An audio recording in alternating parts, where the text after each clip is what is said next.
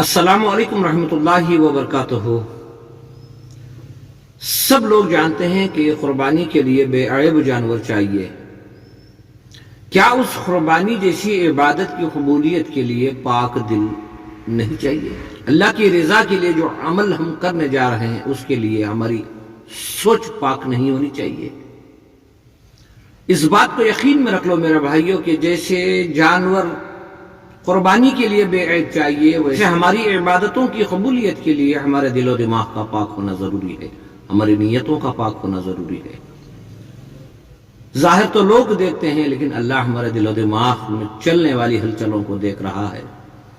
بہتر ہے قربانی کے ایاموں میں سچے دل سے توبہ کرو تاکہ جیسے ہماری قربانی ہو ویسے ہی ہم اللہ کی بارگاہ میں قبول ہو جائیں اور پچھلی زندگی کے گناہ ہمارے سارے توبہ کی وجہ سے معاف ہو جائیں۔ اللہ ہم سب کو سچے دل سے توبہ کرنے کی توفیق عطا فرمائے۔